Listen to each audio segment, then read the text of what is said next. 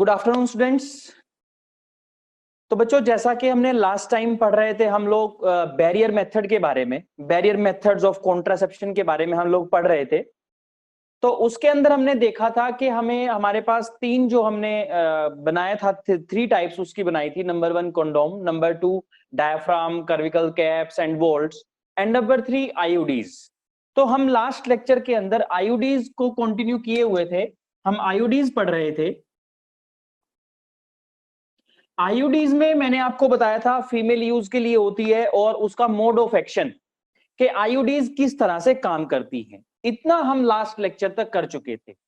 आज हम आईयूडीज को डिटेल में पढ़ेंगे कि कौन कौन सी आईयूडीज हैं, किस तरह से उनका एक्शन है, कैसे वो काम करती हैं। ठीक है, क्लियर? तो बच्चों, सबसे पहले जब हम आईयूडीज पढ़ते हैं, तो बच्चों जैसे ही हम आईयूडीज के बारे में पढ़ते हैं तो हमारे माइंड में एक कॉन्सेप्ट आता है, एकदम से हमें कॉपर टी माइंड में आती है और हमें ये लगता है कि ये टी शेप होती हैं। ऐसा हमारे माइंड में एकदम कॉन्सेप्ट जाता है।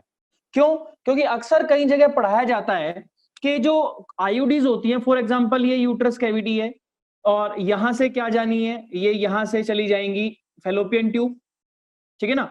तो अक्सर ये माना जाता है कि ये जो होती है टी शेप होती है इस तरह से। लेकिन ये कोई जरूरी नहीं है बच्चों के, जो हमारे आईयूडीज है वो सारे के सारे टी शेप होते हैं। पहले तो एक पॉइंट नोट करिए कि ये कोई जरूरी नहीं है कि सारे के सारे आईयूडीज टी शेप होते हैं। हाँ, आप एक पॉइंट लिखिए मेरे साथ। बेसिकली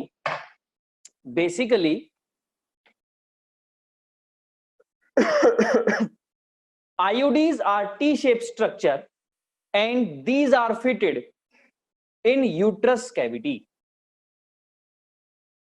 तो मेरा कहने का मतलब है कि बेसिकली जो IUDs होती हैं वो टी शेप स्ट्रक्चर होते हैं और वो यूट्रस कैविटी के अंदर हमेशा फिट किए जाते हैं। और लास्ट टाइम हमने पढ़ा था they are fitted by expert medicinal या मेडिकल प्रैक्टिशनर। ठीक है ना, पढ़ा था हमने लास्ट टाइम ये। तो बच्चों, मेरा कहने का मतलब ये है कि सारी की सारी आईयूडीज टी शेप नहीं होती। ठीक है, सबसे मेजर पॉइंट है। जैसे कि हम बात करते हैं आज टाइप्स की, आईयूडीज की टाइप्स के बारे में आज हम पढ़ेंगे, टाइप्स।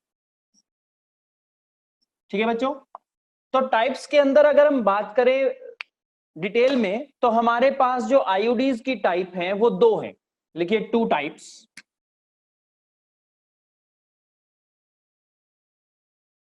ठीक है, कौन सी है वो two type? Number 1 non medicated, इन्हें इनर्ट भी कहा जाता है। ठीक है, and number 2 that is medicated. देखिए, अगर हम सिंपल इनके नाम पर जाएं तो इनका डिफरेंस बिल्कुल क्लियर हमें दिखाई दे रहा है।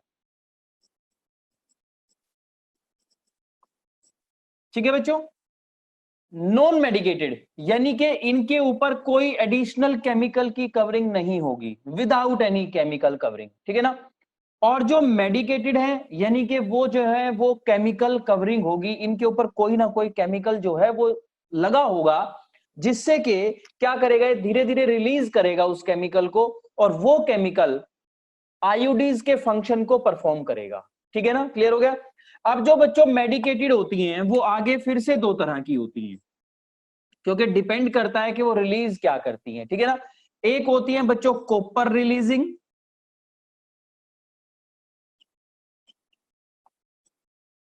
और दूसरी होती है hormone releasing.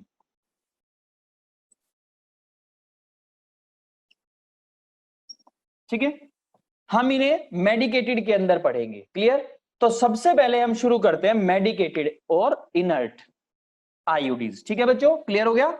Copper releasing and hormone releasing. ठीक है, चलिए। तो यानी नॉन मेडिकेटेड में सबसे पहला पॉइंट हमारा क्या आना चाहिए? नॉन मेडिकेटेड में हमारा सबसे पहला पॉइंट आना चाहिए विदाउट एनी केमिकल। विदाउट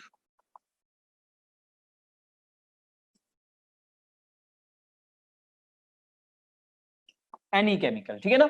और ये क्या होती हैं? ये सिंपली इंसर्ट की जाती हैं यूट्रस के अंदर, जो स्पर्म की एक्टिविटी को क्या करेंगी, स्पर्म की जो मोबिलिटी है उसको स्लो करती हैं। और दूसरा, जो होता है कि ये प्रिवेंट इम्प्लांटेशन नहीं होने देते बेसिकली, ठीक है ना, क्लियर हो गया। तो सबसे पहले हम इसके एग्जाम्पल के बारे में पढ़ेंगे, फिर हम आगे चलते हैं। इसका जो एग्जाम्पल है, for example that is lips loop, ठीक है, लिप्स लूप जो है इसका बहुत अच्छा एग्जाम्पल है, ठीक है ना। And this is first introduced in 1962। लिखेंगे बच्चों मेरे साथ, 1962 में सबसे पहली बार ये इंट्रोड्यूस की गई थी, ठीक है। इनकी शेप जो होती है बेसिकली आपको लिखा मिलेगा कहीं पर एस शेप्ड, ठीक है, और आप इसको लिख सकते हैं double S shape, double S shaped होती हैं, ठीक है ना। किस तरह से होती है मैं आपको इसका स्ट्रक्चर बना करके दिखाता हूं। देखिए डबल एस किस तरह से होगा, ये देखिए,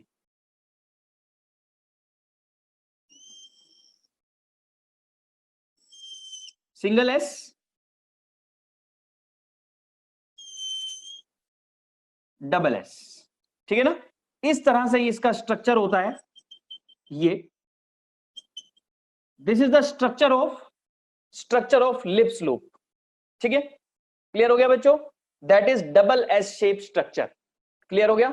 चलिए, तो बच्चों ये जो है ये करती क्या है, लिखो बच्चों, पहले तो लिखो मेड अप ऑफ, ये किसकी बनी हुई है, made up of plastic polyethylene.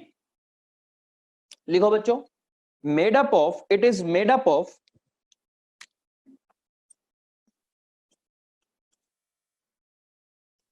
Up of plastic, bracket में लिखो पॉलीइथाइलिन,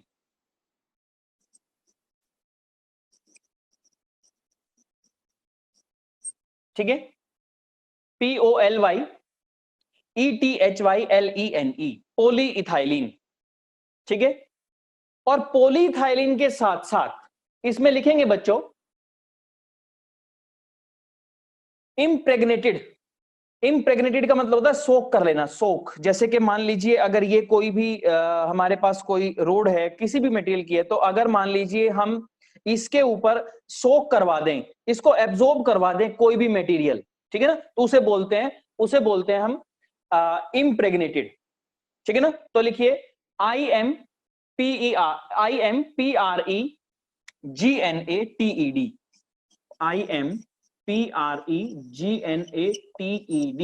impregnated with कौन, BaSO4, ठीक है। क्या होता है कि ये जो पॉलीइथाइलिन की जो स्ट्रक्चर होता है इसके ऊपर जो, या आप कह सकते हैं सोक कर लेता है अपने ऊपर किसको, BaSO4। कौन है ये, बेरियम सल्फेट, ठीक है, कौन है ये, बेरियम सल्फेट, ठीक है, क्लियर हो गया।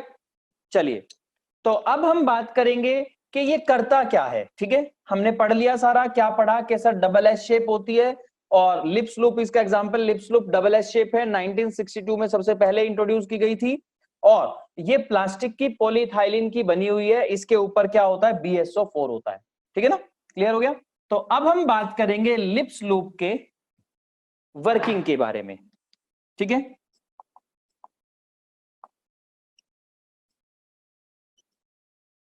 लिप्स लूप पढ़ रहे थे हम, चलिए, तो ये होता क्या है बच्चों, इसके बारे में लिखो, करता क्या है, ये लिखो,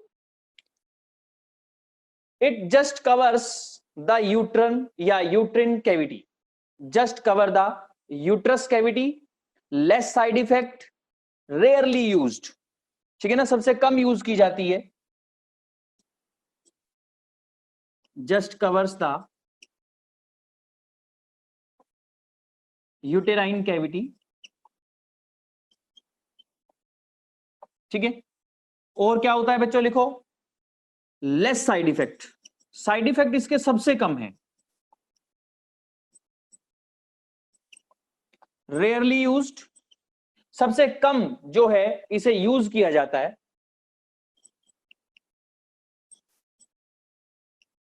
ठीक है। और ये काम क्या करती है बच्चों, लिखो इसके बाद next point, it prevent implantation, ये इम्प्लांटेशन को रोकती है, प्रिवेंट इम्प्लांटेशन, कैसे रोकेगी? अब पॉइंट ये आता है कि सर ये इम्प्लांटेशन को किस तरीके से रोकती है। ठीक है, तो आप यहीं पे मेंशन करेंगे प्रिवेंट इम्प्लांटेशन को। ये क्या करती है बच्चों? थोड़ी स्क्रबिंग कर देती है, किसकी? एंडोमेट्रियम टिश्यू की। स्क्रबिंग को आप इरोजन भी बोल सकते हैं, ठीक है ना। कैसे करेगी? लिखो मेरे साथ बच्चों यहां पे, स्क्रबिंग और इरोजन ऑफ, स्क्रबिंग और इरोजन। यानी कि मान लीजिए कि ये लेयर है, देखिए ये एंडोमेट्रियम की लेयर है, इसके नीचे क्या होना है? इम्प्लांटेशन होती है। अगर वो इसको हल्का सा क्या करेगी? स्क्रब कर देगी, इसको इरोज कर देगी, तो क्या होगा? इसके अंदर स्टेबली नहीं रह पाएगा कौन? ब्लास्टोसिस्ट, और वो बाहर निकल जाएगा, जिससे क्या होगा? वो मेंस्ट्रुअल फ्लो की फॉर्म में बॉडी से बाहर आ जाएगा। ठीक है ना, क्लियर हो गया ना? यानी कि इम्प्लांटेशन सक्सेसफुल नहीं हो पाएगी। ठीक है ना, इरोजन ऑफ एंडोमेट्रियल टिश्यू। ठीक है, एंडोमेट्रियल टिश्यू को इसने क्या कर दिया? थोड़ा ऊपर से स्क्रब कर दिया, या इरोजन ऑफ एंडोमेट्रियल, जिससे क्या हुआ? डिस्टर्ब हो गई कौन? एंडोमेट्रियल लाइनिंग, और इम्प्लांटेशन नहीं हो पाई। इससे क्या हुआ? Disturb the endometrium lining. ठीक है बच्चों, समझ आ गया? क्लियर हो गया आपको यहां तक? ये थी वर्किंग हमारी, किसके बारे में? लिप्स लूप के बारे में, जो किसका एग्जाम्पल है? नॉन मेडिकेटेड का एग्जाम्पल है।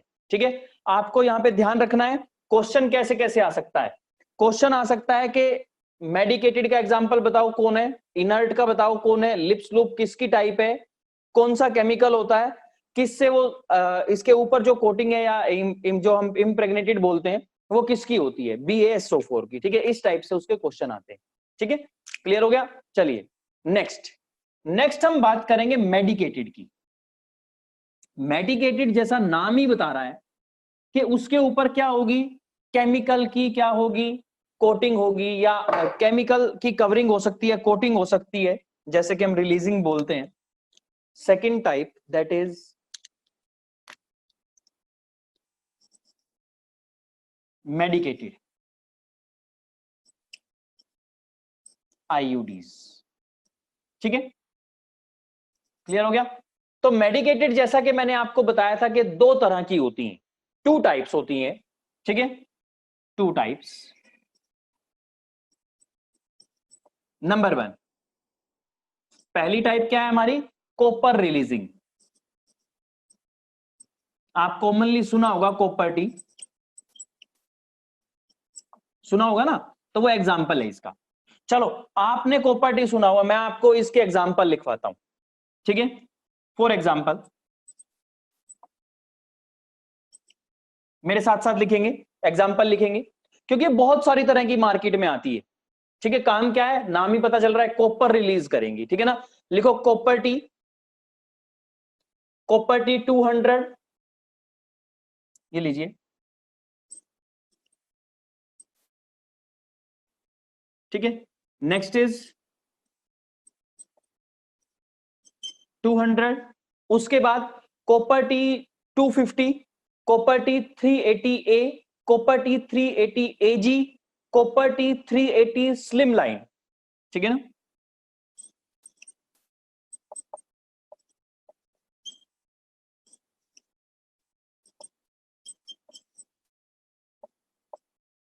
Three eighty A, copper T 380AG, copper T 380 slim line,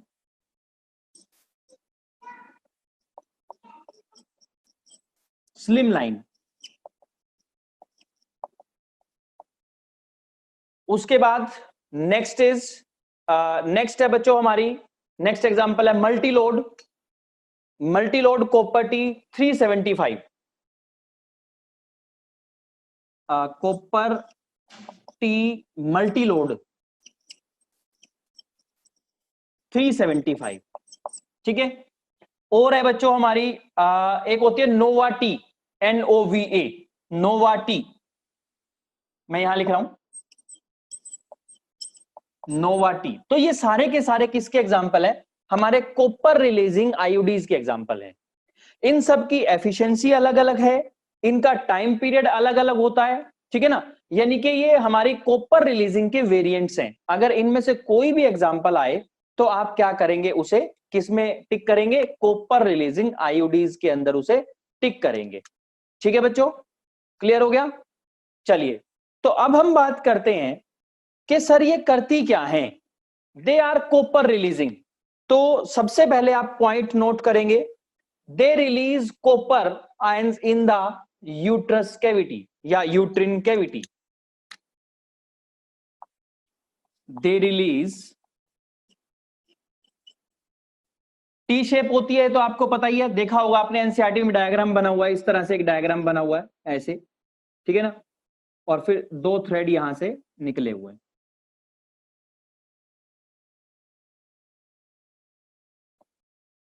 ठीक है, क्लियर? तो दे release copper in the uterine या यूट्रस कैविटी। ठीक है, ये कॉपर करेगी क्या? देखो, अब इसने कॉपर रिलीज कर दिया। कॉपर करता क्या है? आप, ये मेजर पॉइंट है जो आप अभी नोट करेंगे, लिखो मेरे साथ। दे डिस्ट्रॉय मेम्ब्रेन ऑफ स्पर्म। ये जो कॉपर है क्या करता है? लिखो बच्चों मेरे साथ, दे destroy membrane of sperm and reduce motility of sperm. ये क्या करता है? ये destroy membrane of sperm and reduce the motility of sperm. तो लिखो बच्चों, destroy membrane of sperm and reduce motility of sperms. ठीक है, क्लियर हो गया? तो कॉपर ने क्या किया? मेम्ब्रेन तोड़वा दी, ठीक है ना, डिस्ट्रॉय कराई, जिससे कि नॉन फंक्शनल हो जाएंगे, और उनकी जो मोटिलिटी थी उसको भी कम करवाने का काम किया। सेकंड पॉइंट बच्चों आप मेरे साथ लिखेंगे, कॉपर इन यूट्रस कैविटी। फैगोसाइटोसिस किस तरीके से करवाएगा? लिखो नेक्स्ट पॉइंट, कॉपर इन यूट्रस कैविटी। ये एक क्या करता है? फैगोसाइटोटिक प्रॉपर्टी को एनहांस कराता है, यानी कि स्पर्म जो है फैगोसाइटोसिस हो जाएगी उनकी। कैसे? क्योंकि वो क्या करता है? साइटोकाइंस की अमाउंट को इंक्रीज करवाता है। ठीक है ना, लिखो कॉपर इन यूट्रस। जो कॉपर है यूट्रस के अंदर,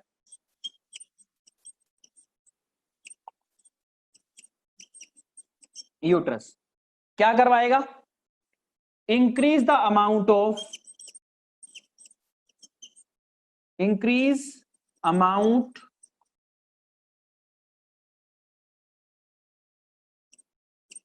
अमाउंट ऑफ किसकी? लिखो साइटोकाइंस, CYTOKINES,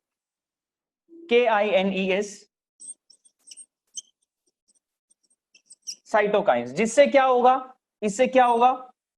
ये फैगोसाइटोसिस ऑफ स्पर्म कराएंगे। क्या कराएंगे? Phagocytosis of, cytosis of sperm. ठीक है बच्चों, क्लियर हो गया? तो ये सारा था हमारा किसके बारे में? हमारा कॉपर रिलीजिंग आयोडीज के बारे में। कॉपर रिलीजिंग आयोडीज के ये एग्जांपल हो गए। आपको पता चल गया कि वो यूट्रस कैविटी के अंदर कॉपर को धीरे धीरे रिलीज करते रहते हैं, और वो कॉपर बेसिकली क्या करता है? स्पर्म की मेम्ब्रेन को डिस्ट्रॉय करता है, उसकी मोटिलिटी को रिड्यूस करता है, और साइटोकाइन इंक्रीज करवा करके, प्रोड्यूस करवा करके फैगोसाइटोसिस ऑफ स्पर्म करवाता है। समझ आया? क्लियर हो गया? अब नेक्स्ट है बच्चों हमारी हमारी हार्मोन रिलीजिंग। सेकंड है हमारी, दैट इज हार्मोनल या hormone releasing. Second one is hormone releasing. Number 2,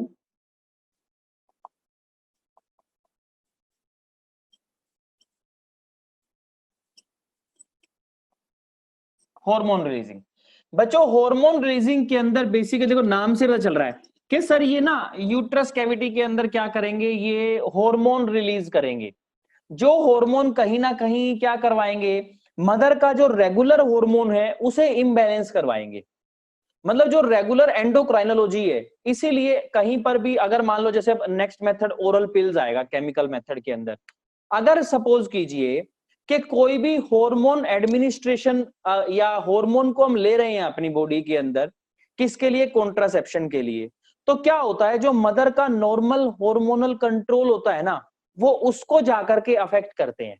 किस तरह से करते हैं वो हम स्टेप वाइज पढ़ेंगे कि कौन क्या कर रहा है, ठीक है ना। लेकिन आपको एक बात याद रखनी है, जो नॉर्मल हार्मोनल बैलेंस है उसको डिस्टर्ब किया जाता है। इसीलिए चाहे वो ओरल पिल हो, चाहे वो हार्मोन रिलीजिंग हो, ये बेसिकली पता क्या करते हैं, ये एक एंडोक्राइन डिसरप्टर की तरह काम करते हैं, ठीक है ना, कि जो मदर का एंडोक्राइन सिस्टम है उसको क्या करते हैं, डिस्टर्ब करते हैं, ठीक है ना, क्लियर हो गया। चलिए, तो इसमें हम क्या करते हैं, हम बेसिकली दो एग्जांपल पढ़ते हैं, कौन कौन से, नंबर वन LNG-20, ठीक है, और सेकंड एग्जांपल है बच्चों इसके अंदर प्रोजेस्टासर्ट। क्या है, प्रोजेस्टासर्ट, PROGESTASERT, ठीक है। तो हम ये दो एग्जांपल इसके अंदर हमेशा पढ़ते हैं। अब मेरे साथ लिखेंगे प्रोजेस्टासर्ट क्या होता है, ठीक है, इसके बारे में हम बताएंगे। चलिए लिखो बच्चों, ये क्या होती है, लिखो मेरे साथ, लिखो, it is made up of ethylene and vinyl acetate. It is made up of, मैं रिपीट कर रहा हूं, it is made up of ethylene and vinyl acetate copolymer with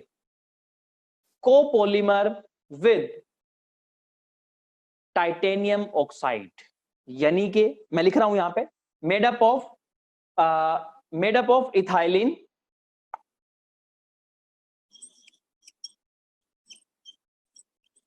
and vinyl acetate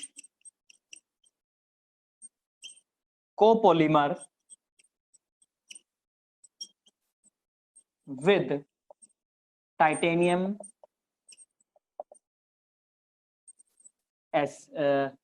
titanium oxide, ठीक है, titanium oxide, ठीक है। तो ये क्या है, हमने बताया कि ये किसकी बनी हुई है, ethylene and vinyl acetate copolymer with titanium oxide की बनी हुई है, ठीक है ना, क्लियर हो गया। चलो, तो ये थी हमारी प्रोजेस्टासर्ट। अब हम बात करेंगे किसकी, LNG-20 की, ठीक है ना। क्या होती है LNG-20, तो LNG-20 जो है, लिखो बच्चों, LNG-20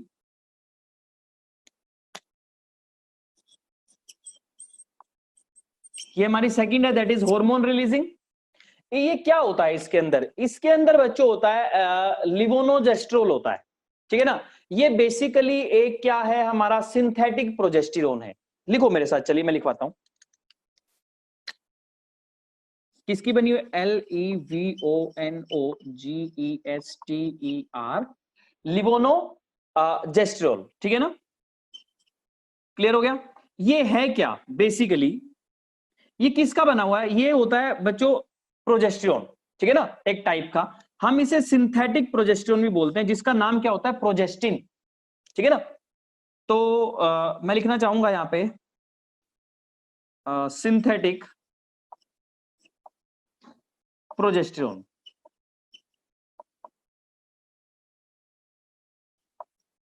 अब सिंथेटिक प्रोजेस्टेरोन जो है उसका नाम क्या है, ठीक है ना, तो हार्मोन हुआ ना, सिंथेटिक हार्मोन हुआ, ठीक है ना, कौन सा, प्रोजेस्टिन। क्या नाम है बच्चों, PROGESTIN,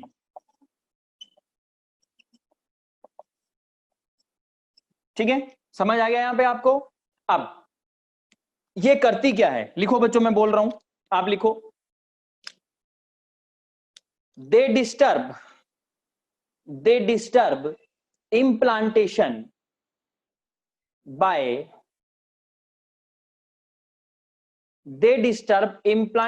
by unsuitable endometrial tissue.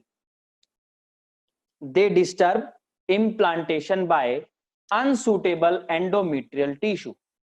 ये इम्प्लांटेशन को रुकवाते हैं क्या करके? अनसुटेबल एंडोमेट्रियल टिश्यू बनवा करके।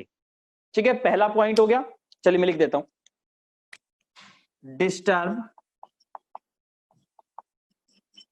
Disturb implantation by unsuitable endometrial tissue. ठीक है बच्चों, समझ आ गया? सेकेंडली, एक और बहुत अच्छा, एक हमारी एनसीईआरटी में भी एक वर्ड लिखा हुआ है। क्या लिखा हुआ है कि that makes cervix hostile for spermatozoa. एक ये लाइन दी हुई है एनसीईआरटी के अंदर। इसका मतलब क्या है? देखो बच्चों, मैं समझाता हूं आपको। आप इसको मतलब समझने के लिए एक पॉइंट लिखिए मेरे पास। they increase the thickness of cervical mucus. इसका मतलब समझाऊंगा मैं अभी आपको। they increase thickness of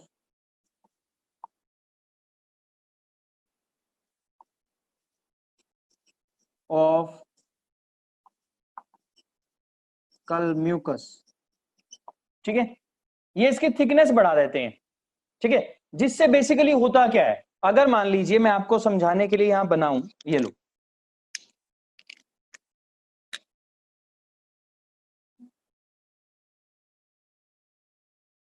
cervix portion हो गया।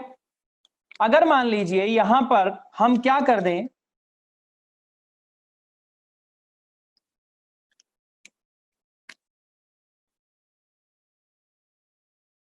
ठीक है, that is the cervix portion.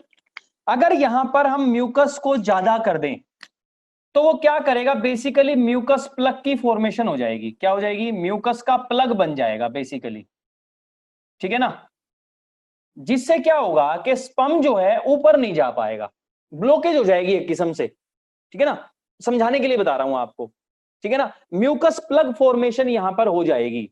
अगर मान लीजिए थिकनेस बढ़ती है सर्विकल म्यूकस की, ठीक है ना, ब्लू कलर से जो मैंने बनाया दैट इज द म्यूकस, और ये पोर्शन क्या है? सर्विक्स पोर्शन है। ठीक है, तो यहां पे क्या होगा? Sperm entry stop. लिखिए, मैं यहां लिख देता हूं, जिससे क्या होगा? स्पर्म एंट्री स्टॉप, रुक जाएगी, जिसे मैं प्लग भी बोल सकता हूं। ठीक है ना, क्लियर हो गया? अब अगर ये रुक जाती है, इसीलिए हम बोलते हैं so cervix hostile for spermatozoa. So cervix hostile, HOSTILE, hostile for spermatozoa, hostile for spermatozoa.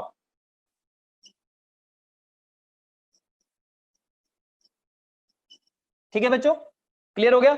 अच्छा, होस्टाइल का मतलब क्या होता है? प्रिवेंशन, प्रिवेंट करना, क्योंकि ये उसको जाने नहीं देगा। ठीक है ना, रोक देगा यहां पर। क्लियर हो गया?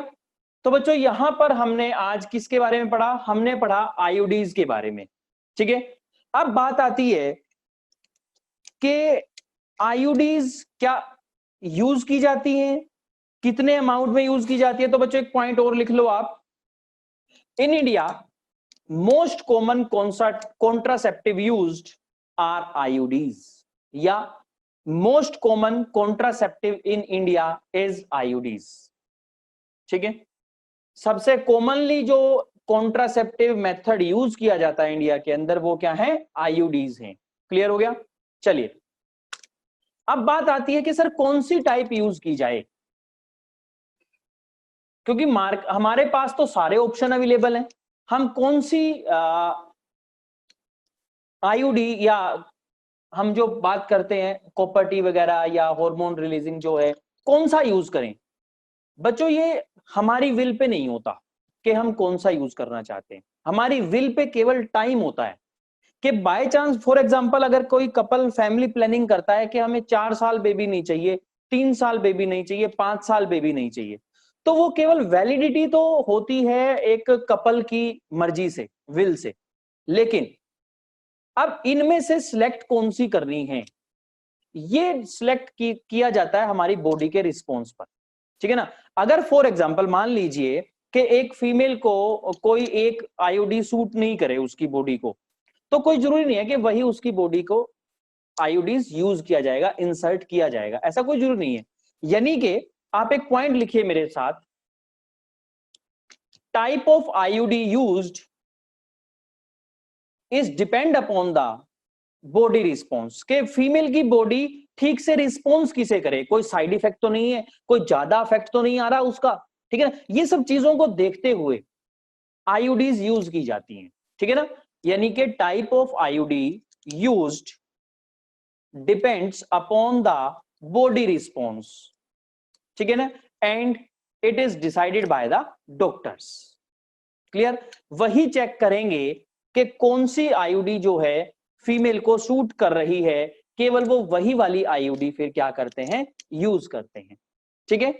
टाइम वेरिएशन मैंने आपको पहले बता दिया था कि 3 साल, 5 साल, 7 साल, 8 साल, 10 साल, इनके सबके ऑप्शन हमारे पास अवेलेबल हैं, डिपेंड करता है कि हमारी विल क्या है, ठीक है।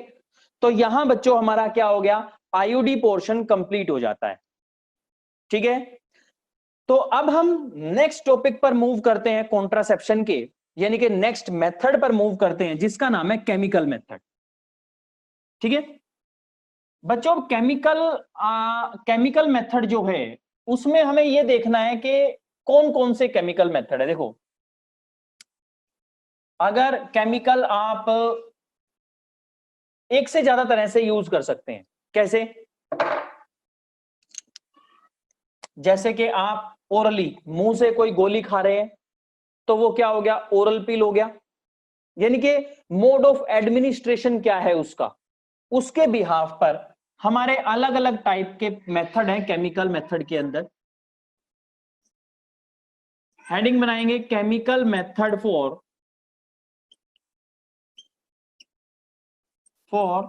कॉन्ट्रासेप्शन,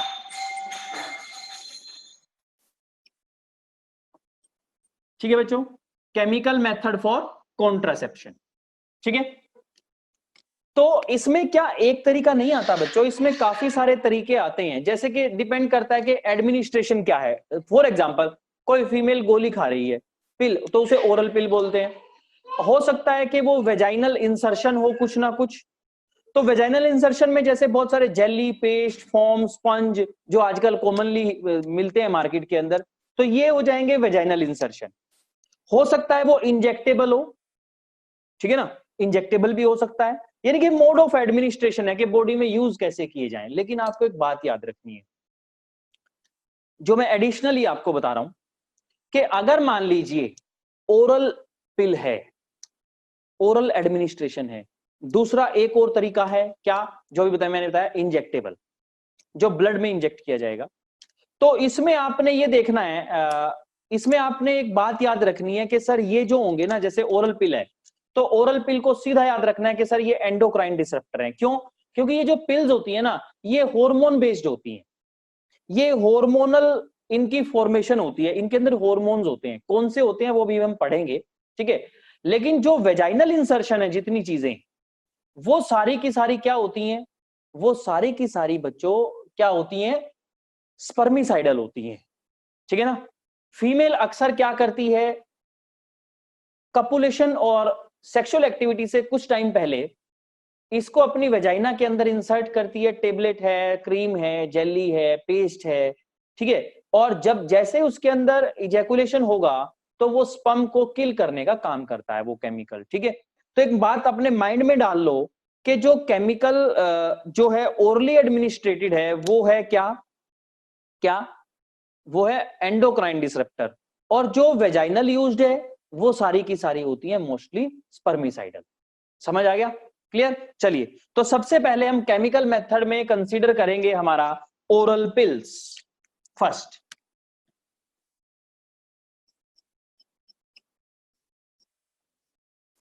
ओरल पिल्स, ठीक है, क्लियर हो गया। तो जो ओरल पिल होती है, सबसे पहला पॉइंट लिखो बच्चों, लिखो, मुझे लिखने की जरूरत नहीं है। ओरली कंज्यूमिंग पिल, नाम से ही पता चल रहा है कि मुंह से खाई जाती हैं, ओरली कंज्यूमिंग पिल्स, ठीक है। सेकंड पॉइंट, फीमेल यूजेज, कि इन्हें केवल फीमेल यूज करती है, मेल यूज नहीं करता, फीमेल यूजेज। थर्ड पॉइंट है दे आर कॉन्ट्रासेप्टिव पिल्स, इन्हें कॉन्ट्रासेप्टिव पिल्स कहा जाता है, मार्केट में कॉन्ट्रासेप्टिव पिल कहा जाता है, ठीक है। और सबसे बड़ा पॉइंट जो है they have varying level of and estrogen and progesterone, इनके अंदर क्या होता है, they have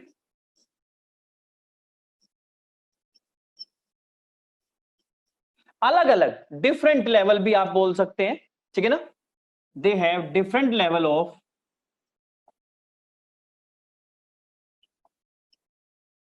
level of oestrogen and progesterone, ठीक है ना। यानी कि आपके माइंड में एक बात तो आ गई कि ये जो है एस्ट्रोजन और प्रोजेस्टेरोन की बनी होती है, डिपेंड करता है कौन सी टाइप है, ठीक है। तो अब आपने ये देख लिया कि ये क्या है, हार्मोन की बनी हुई है, इसका मतलब ये हमारी क्या है, एंडोक्राइन डिसरप्टर का काम करती है फीमेल के अंदर। ये मैं लिख रहा हूं यहां पे एंडोक्राइन डिसरप्टर।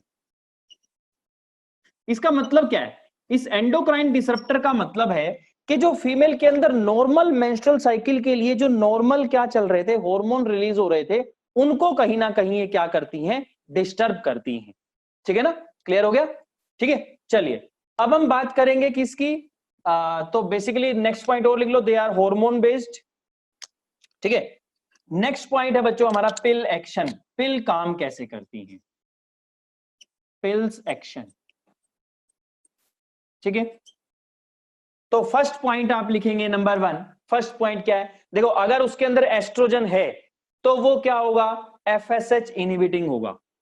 अगर उसमें डाला है क्या, एस्ट्रोजन, एस्ट्रोजन उसके अंदर है, लिखो मेरे साथ oestrogen,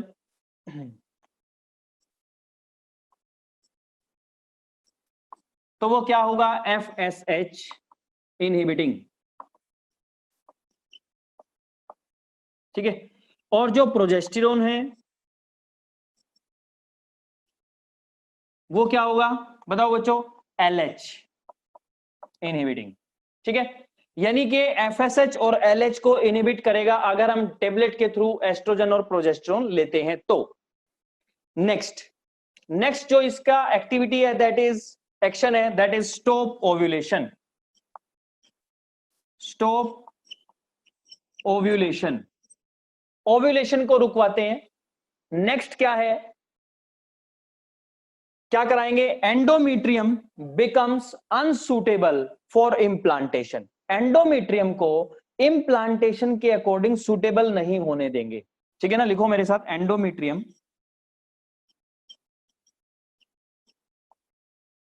becomes unsuitable for implantation, ठीक है बच्चों, कि एंडोमेट्रियम की सुटेबिलिटी जो होती है कि इम्प्लांटेशन हो सके, उसको क्या किया, खत्म कर दिया, ठीक है ना। अब लिखिए, inhibit motility and secretory action of fallopian tube, ये क्या करती हैं, इनहिबिट मोटिलिटी, क्योंकि आपको पता है सीलियास वगैरह होते हैं वहां पर, है ना, इनहिबिट मोटिलिटी एंड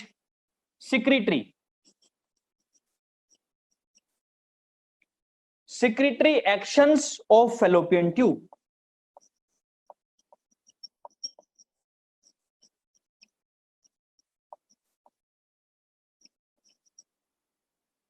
ठीक है बच्चों। तो ये इनका एक्शन है, किनका, पिल्स का, कि किस तरह से काम करती हैं। फिर वही बात आ जाएगी, क्या सारी पिल एक ही तरह से काम करेंगी, नहीं सर, अलग अलग तरह की पिल्स होती हैं और वो अलग अलग अपना अफेक्ट करके, मेजर पोर्शन क्या है कि फर्टिलाइजेशन ना होने दी जाए, और दूसरा अगर बाय चांस हो भी गई तो इम्प्लांटेशन को रोक दिया जाए। समझ आ गया, क्लियर, ठीक है। तो बच्चों आज हम, टाइम हमारे पास 5 मिनट भी नहीं रहे, तो अब हम क्या करेंगे, मैं आज आपको थोड़ा सा ओवरव्यू देता हूं पिल्स के बारे में। नेक्स्ट लेक्चर में यानी कि कल हम इनको डिटेल में पढ़ेंगे कि इनका एक्शन कैसे कैसे है, ठीक है, अलग अलग से, इंडिविजुअली। ठीक है। अगर हम बात करें ओरल पिल्स की, तो सबसे पहली बात तो ये है कि ओरल पिल जो हैं, लिखो बच्चों मेरे साथ साथ, ओरल पिल्स, ठीक है। ओरल पिल जो हैं बेसिकली हार्मोन बेस्ड हैं, हॉर्मोन्स बेस्ड होती हैं, ठीक है। अब ये कितनी तरह की हैं? बेसिकली अगर हम बात करें, ये बेसिकली दो तरीके की होती हैं। कौन कौन सी? Steroidal pill and non steroidal pill. यानी कि आपको माइंड में ही आ गया सीधा कि जिनके अंदर स्टीरॉयड होता है और जिनके अंदर नो स्टीरॉयड नहीं होता। स्टीरॉयडल कॉन्ट्रासेप्टिव पिल्स, ठीक है। और यहां आ जाएगा बच्चों हमारा नॉन स्टीरॉयडल कॉन्ट्रासेप्टिव पिल्स, ठीक है बच्चों, क्लियर हो गया? तो दो तरीके की हमारी हो गई।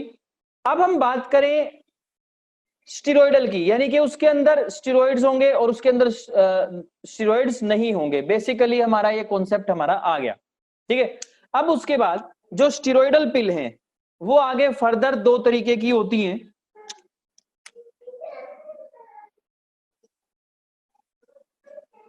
रेगुलर पिल्स,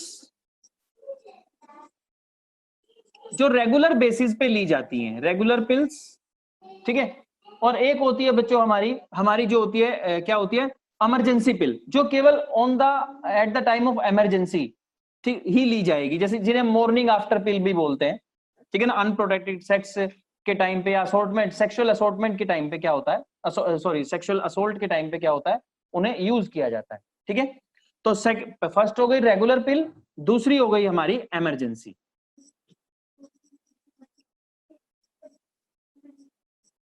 इमरजेंसी पिल, ठीक है, क्लियर हो गया। रेगुलर पिल की फिर अगर हम बात करें जो रेगुलर बेसिस पे ली जाती हैं, वो फर्दर फिर से दो तरीके की होती हैं। कौन कौन सी? एक होती है कंबाइंड पिल,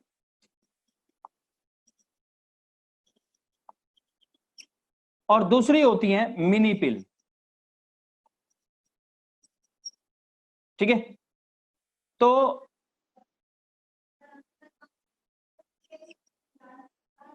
कंबाइंड पिल और मिनी पिल। कंबाइंड पिल का मतलब होता है जिनके अंदर एस्ट्रोजन और प्रोजेस्टेरोन दोनों होते हैं। मैं लिख रहा हूं यहां पर, जिनके अंदर एस्ट्रोजन प्लस प्रोजेस्टेरोन दोनों प्रेजेंट होते हैं। और मिनी पिल के अंदर केवल प्रोजेस्टेरोन होता है, केवल प्रोजेस्टेरोन, ठीक है। और इसीलिए इसे पोप्स भी बोलते हैं, POPS। पोप्स क्यों बोलते हैं? प्रोजेस्टेरोन ओनली पिल्स, के इनके अंदर केवल प्रोजेस्टेरोन होता है, ठीक है ना। वही प्रोजेस्टिन जो आर्टिफिशियल होता है, ठीक है ना, सिंथेटिक होता है, ठीक है। तो आपको ये समझ आया। अब बात करते हैं कंबाइंड पिल की। कंबाइंड पिल फर्दर फिर से दो टाइप की होती हैं। कौन सा? मोनोफेजिक पिल और मल्टीफेजिक पिल। ये बच्चों हम कल पढ़ेंगे, मोनोफेजिक पिल और मल्टीफेजिक पिल। ये कॉम्पोजिशन के बेस पे होते हैं। देखो मोनो एक ही, यानी कि इसमें जितनी भी टेबलेट होंगी सबके अंदर एस्ट्रोजन और प्रोजेस्टेरोन का लेवल सेम होगा, इक्वल होगा। मल्टी अलग अलग, ठीक है ना। इसमें क्या होता है, एस्ट्रोजन का लेवल तो सेम होता है सब की सब टेबलेट में, लेकिन प्रोजेस्टेरोन का लेवल धीरे धीरे इंक्रीज करता है, ठीक है ना, बढ़ाया जाता है आगे आगे आगे। ये मैं आपको नेक्स्ट लेक्चर में कराऊंगा। फिर बात आती है मॉर्निंग आफ्टर पिल की। मॉर्निंग आफ्टर पिल की अगर हम बात करें तो इसके अंदर क्या होता है, सबसे ज्यादा एक ही चीज होती है, हाई डोज होती है इसके अंदर, या हाई अमाउंट बोल सकते हैं आप, हाई डोज ऑफ वही लिवोनोजेस्ट्रोल, जो एक आर्टिफिशियल क्या था, प्रोजेस्टेरोन था। हाई डोज ऑफ लिवोनोजेस्टिरोल,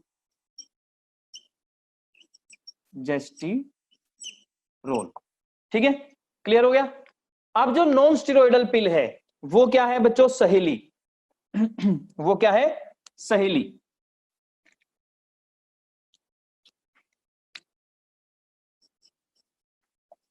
सहेली के नाम से फेमस है, ठीक है। रिसर्च किसने की थी? CDRI लखनऊ ने सबसे पहले, वर्ल्ड के अंदर सबसे पहले ये रिसर्च की थी कि नॉन स्टेरॉयडल कॉन्ट्रासेप्टिव पिल बनाई थी, ठीक है ना। CDRI लखनऊ है, central drug research institute of Lucknow, ठीक है। और ये क्या है, लेस साइड इफेक्ट, सबसे लीस्ट साइड इफेक्ट मैं कहूंगा, ठीक है। नॉन स्टीरोइडल है और लेस साइड इफेक्ट क्यों है, क्योंकि वो नॉन स्टीरोइडल है, ठीक है। तो ये कुछ एक बच्चों करेक्टर हैं। इसे वंस अ वीक टेबलेट भी कहा जाता है, लेकिन स्टार्टिंग के 3 मंथ इसको क्या करते हैं, वीक में 2 बार लेनी पड़ती है, और फिर 4th मंथ से इसको हम 1 वीक में ले सकते हैं, ठीक है। तो ये सिंपल चार्ट मैंने आपको बनाया आज आपके लिए, कल हम इसको एक एक को एक्सप्लेन करेंगे, आपको इस सब के बारे में बताएंगे।